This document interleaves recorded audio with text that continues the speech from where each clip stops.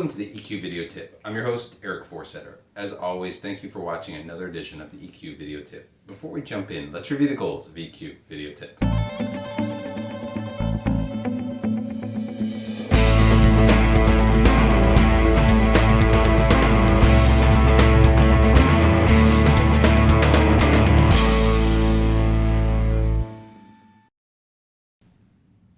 What's on tap for today? We've got a great article from Jim Harter, who reviews the book called Culture Shock from Gallup. And it talks about ways that great managers can improve their team, or important habits that they have. Now, it's not just for great managers, it's for great leaders or just team builders in general. And remember, when you're on a team, whether you're the leader or part of the team, you're still a leader on the team. So here are some great habits that Jim took from the book that will make you a better leader as well as a better teammate to get the most out of your team.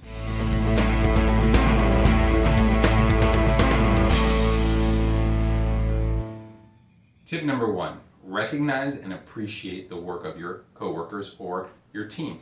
And believe it or not, only 23% of the workforce out there, according to the Gallup research, believes that they're actually getting recognition for the work that they're doing.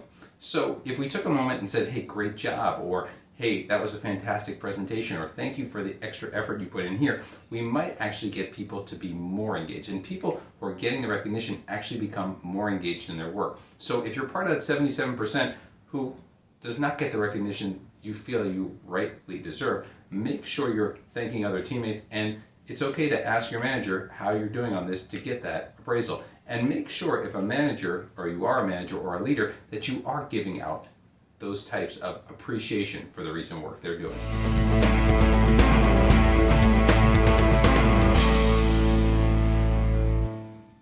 Tip number 2, collaboration and relationships. These are so vital, especially in this hybrid work environment that we have today. It's important to make sure that because you're in this hybrid environment where some people might be at home, or maybe everybody's at home, that you're collaborating with the right team. Leaders have to go out of their way to make sure you're connecting different parts of different teams together so that the right collaboration and relationships are built so that work can happen at the level you want it to occur. This means people are more engaged, they want to find and work on meaningful work, and they feel that they have a partnership within the company to help them succeed in whatever mission they are taking on at this point. So take a moment to collaborate and build relationships with different team members to ensure you're engaged.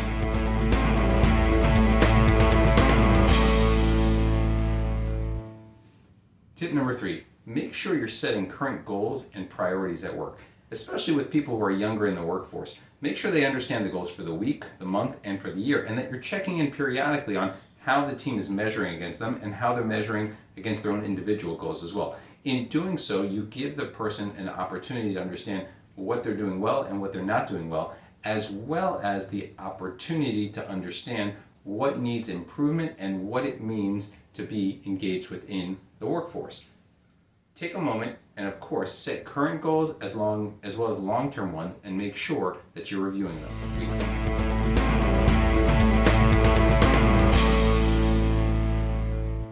Our last tip, make sure you have good length conversations. What's a good length? Somewhere between 15 and 30 minutes. And make sure you're focusing not only on the length, but also what the employees are doing well, their strengths and how they're doing them well.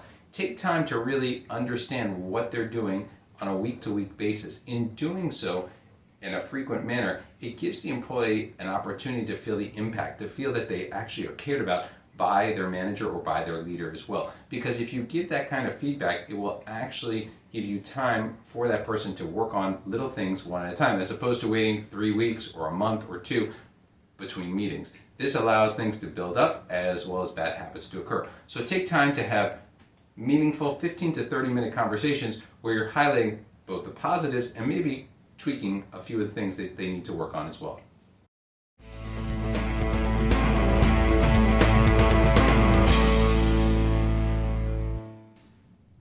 That's a wrap for this week's EQ Video Tip. Hopefully these tips will help you in growing your organization to be more engaged with what you're doing. Remember, take these tips, customize them to the best of your ability, and hopefully they will increase your EQ.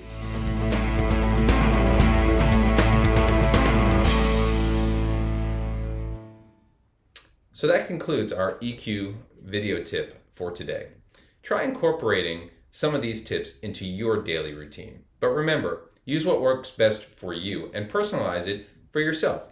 Thank you always to our great research team for providing us with some great tips today. As always on EQ Video Tip, we want to end with gratitude. So thank you for watching. We really appreciate it. Here are some resources that you can use if you want more information on EQ going forward. Thank you again, and we look forward to seeing you in the next episode.